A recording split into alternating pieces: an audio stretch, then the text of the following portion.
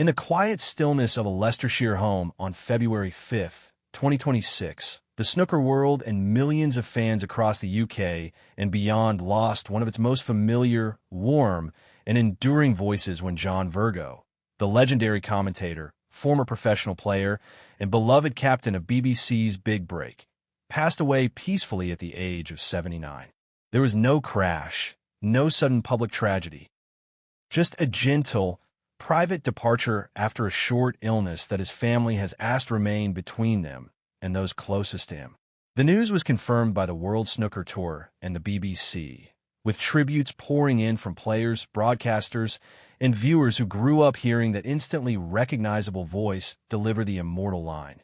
Good morning, good afternoon, good evening, and welcome to the Crucible Theater.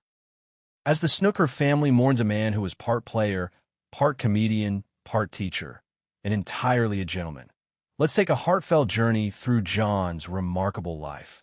From a working-class boy in Salford to becoming the heartbeat of snooker commentary for over 4 decades, celebrating the wife who was his quiet strength, the family that brought him his greatest joy, the modest yet fulfilling lifestyle he cherished, and the legacy of warmth, wit, and wonder he leaves behind. John Virgo was born on March 4th, 1946, in Salford, Lancashire, into a working-class family where money was tight, but love and laughter were plentiful. His father worked in the mills, his mother kept the home running, and young John grew up in a house filled with the sound of the radio and the dream of something bigger. He left school at 15 to become an apprentice compositor in a printing firm, but snooker had already captured his heart. He began playing seriously in local working men's clubs, learning the game on worn baize tables under dim lights, developing the precision and cue ball control that would later make him one of the most respected break builders of his era.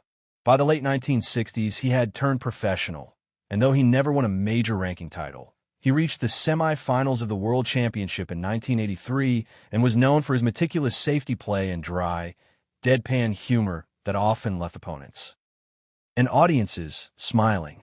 After retiring from full-time competition in the mid-1980s, John found his true calling behind the microphone. He joined the BBC commentary team in 1977 and quickly became the voice of snooker for generations. His partnership with Dennis Taylor, Steve Davis, John Parrott, and later Stephen Hendry and Mark Selby was pure television gold. John's encyclopedic knowledge of the game combined with razor-sharp timing, gentle teasing, and perfectly timed one-liners made even the slowest frame feel alive. He commentated on every Crucible final from 1977 to 2020, his voice becoming as much a part of the World Championship as the famous arena itself. When he wasn't in the commentary box, he was entertaining millions as the host of Big Break for 15 years, bringing snooker into living rooms in a way that felt warm, accessible, and fun. His catchphrase, "Where's the cue ball going?" became part of British sporting folklore. In his personal life, John found enduring love with his wife Antoinette Virgo, known affectionately as Tony, whom he married in the early 1970s. Their marriage lasted over 50 years, a quiet, steady partnership that weathered the demands of travel, late nights at tournaments, and the ups and downs of a life in the public eye. Tony was his rock, private, supportive, and always present at the biggest moments. They raised 2 sons together, both of whom have stayed largely out of the spotlight, allowing John to keep family life sacred and separate from his public persona. He spoke rarely about his home life in interviews, but when he did, the pride and tenderness in his voice were unmistakable. Family was his sanctuary, the place he returned to after every long season. The reason he could face the pressure of live television with such calm authority. John's lifestyle was refreshingly modest for a man who spent decades in the spotlight.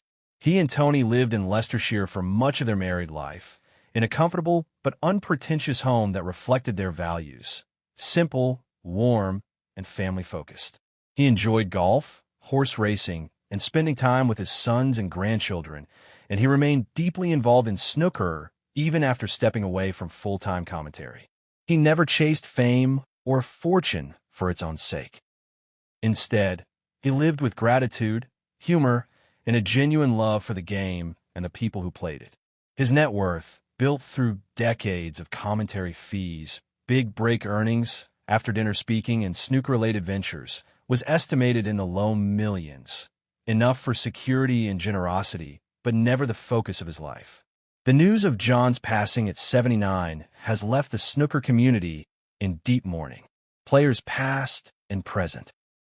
Stephen Hendry, Steve Davis, Ronnie O'Sullivan, Mark Selby have shared memories of his warmth, wit, and wisdom. The BBC called him one of the great voices of sport, while fans posted clips of his funniest moments, tears mingling with laughter as they remembered the man who made snooker feel like family.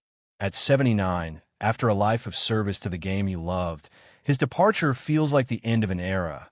Yet his voice, those perfectly timed quips, that gentle authority, will echo through crucible commentary for as long as the game is played.